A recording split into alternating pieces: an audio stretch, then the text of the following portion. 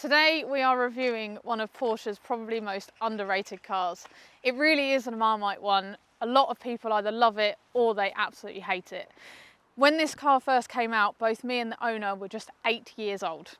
It is the 2001 911 Carrera 4.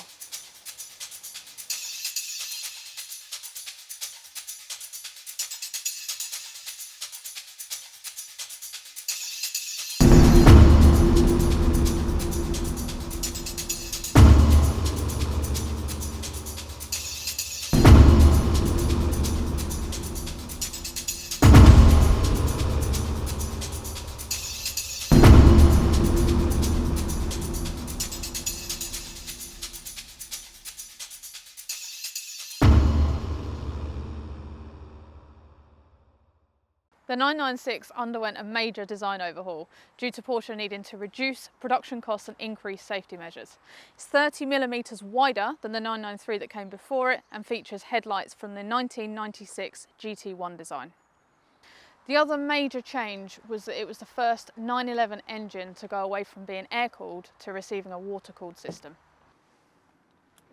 It's got a 3.4 litre flat six, puts out about 300 horsepower, and 359 Newton meters of torque. The 996 weighs about 1,300 kilos, 0 to 60 in about 5.2 seconds. This particular car is on Michelin PS2's 18-inch wheels. Braking is handled by 4-pots all round. Okay, let's take a look inside. First thing you'll notice is that it is quite bare in here, but it is an old car and we're really going back to basics. Hasn't even got a glove box. We've got these lovely leather interior with leather seats. This was an optional extra from factory. Structure is 2+2, so you've got 2 seats in the back for some not very tall people. In terms of storage, we've got this little center console here. Now, it looks like you have to use the key to open it, which would be completely stupid if you want to open it while you're driving along. But actually, what you can do is press the key bit and it opens up. Ta-da! You've also got these cool little cubby holes in the side of the doors. They're actually quite big. You can store quite a lot of crap in there. Then basic climate controls in the center console of the car. In terms of media, it has got a 4-disc changer plus an extra one at the top for CDs, which some of us may remember and some of us definitely will not. Absolutely no controls on the steering wheel, which I really like, but obviously most new cars are covered in buttons on the steering wheel. This has absolutely none. It is just you and the car. Dashboard, again, really simple. No frills, just pretty much your mile an hour, your rev counter, fuel, and various numbers that you need to know while you're driving. Okay, that's enough chatting. Let's go for a drive.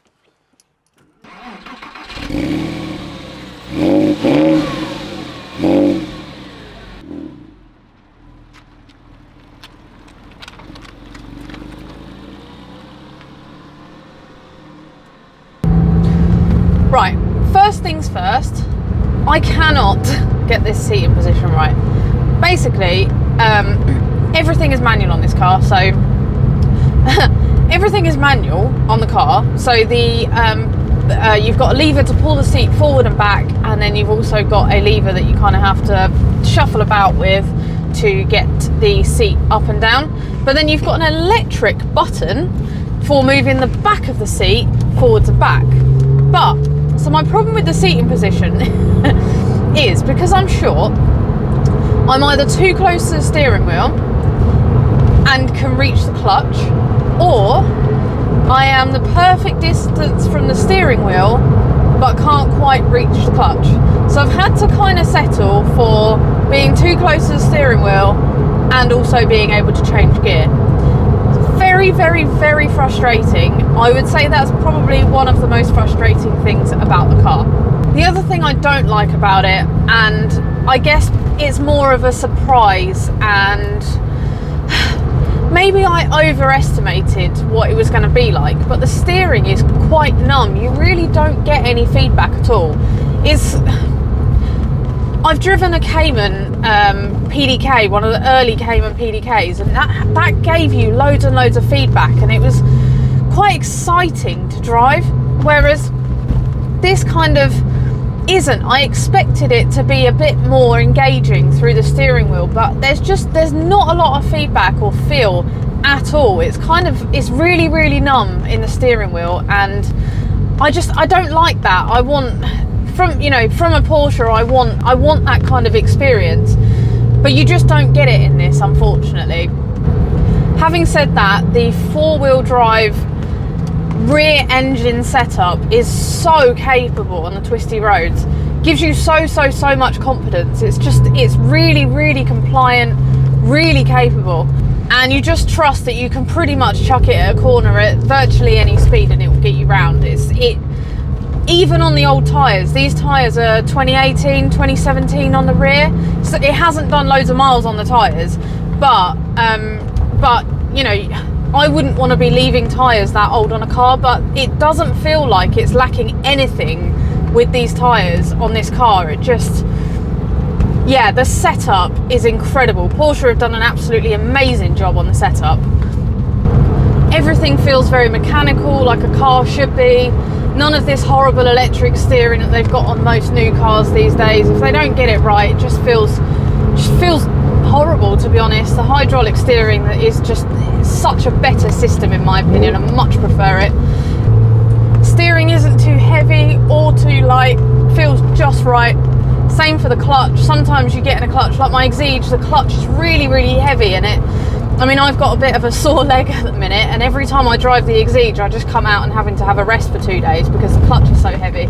But this just feels like a nice kind of weight, doesn't feel too much, doesn't feel too light.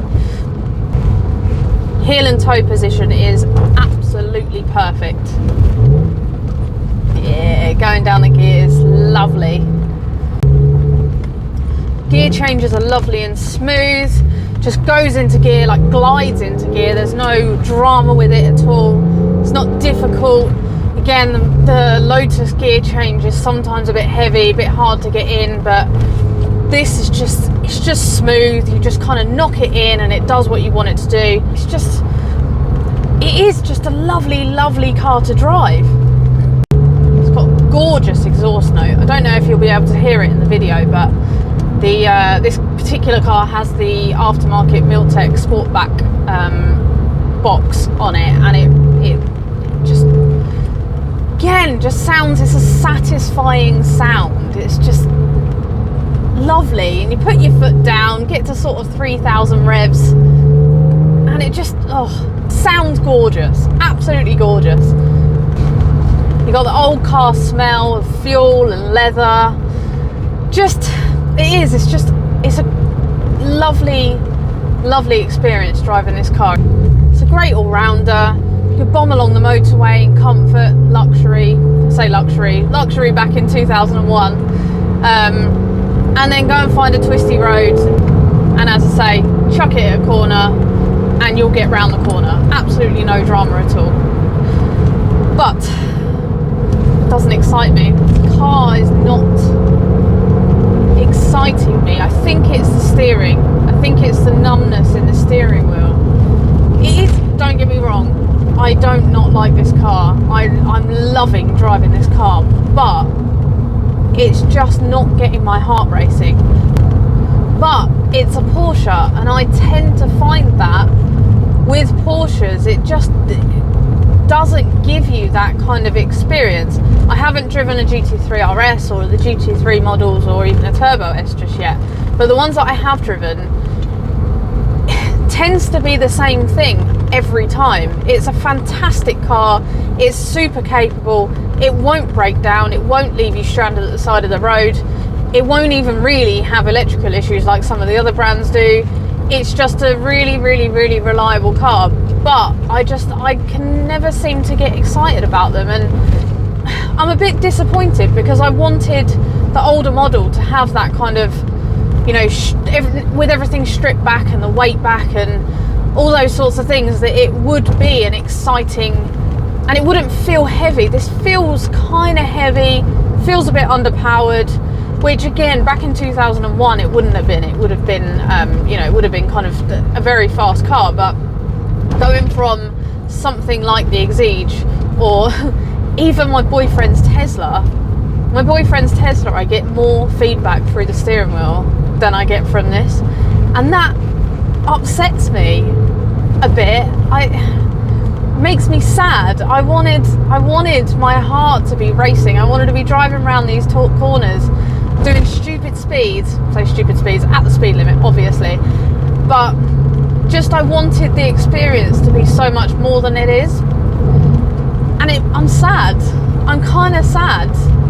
It's a shame. It's such a fantastic car. It's just, as I say, does absolutely everything that it's supposed to do, but maybe that's the problem. It is too perfect. Maybe it's too good. I don't know. Having said all that, it is so much car for the money. I mean, you can get so these are going for sort of 10 to 20 grand now, and 30 grand for a cab, which is still decent money, really, but it is a lot of car for the money. I just wish it wasn't so perfect. God damn it. Right, fun factor. I've just said all that stuff about me being kind of disappointed with it, but I'm not, in the sense of it's not fun to drive. It's just too good. I want the excitement. I'm not getting the excitement, but I would say it probably still deserves a 6.5, 7. I'm going to say a 7. It's so capable. Once you're pushing it on, it's great. It's just it's just too capable. It's too good. So yeah, I'm going to go with a 7. In terms of practicality, probably a 7 again. You know, you've got the seats in the back that you can fit two of me in. There's actually quite a lot of room, and certainly because again I'm you know, this far away from the steering wheel. You could you know, fit a reasonable sized person in the back, I guess, if I was driving. If anyone else is driving, then you're probably looking at a small person who doesn't need loads and loads of leg room. But you know, boots are reasonable size. You can fit a small suitcase in there. Again, you know, you can sit on the motorway, munch the miles, and then you get to a twisty road and you can munch the corners. It's just does everything. It's a perfect all-rounder, really. Would I be selling any of my cars for it currently? No, I wouldn't. And I kind of thought the answer was going to be different, if I'm honest. But it is what it is. It's a fantastic car. I have really, really, really loved driving it. But yeah, as I say, I think it's just too good. It's too good. God's sake, Porsche, make some imperfections on your cars. Thank you. Doesn't even really like rattle or make weird silly noises like old cars do. It's just like the standard of German engineering. All the noises that I've got in here are my stuff. This car is not making one noise that it shouldn't be making. But having said all of the stuff that I've also said about it being disappointing, how many cars do you know that there are actually quite a few of them on the road in terms, you know, 996s, 993s. Don't really see 993s as much, but even the previous ones, I can't remember what the blooming numbers are. They'll merge into one for me. But you know, this is a 23-year-old car at the time of filming this video, and it is still faultless. It's done 70,000 miles, drives perfectly, doesn't rattle, doesn't make any noises that it shouldn't make. The owner has had no issues with it whatsoever. I think it had a new engine 8 years ago, and again, it's been faultless. And there are quite a few of them around, you know, in terms of this model, the turbos. There's quite a few people in the supercar club that have got them, which is crazy for a 23-year-old car. That's pretty bloody good going. So again, it's a feat to German engineering. It's just that the Germans don't seem to be able to make a car that gets your heart pumping and your blood flowing. It's just good old reliable German engineering. It's like it's like missionary, good missionary, reliable missionary. It's great, but it's missionary, isn't it? Thanks for watching. If you enjoyed this video, don't forget to hit the like button, subscribe and turn on your notifications so you don't miss any future videos, and I'll see you next week.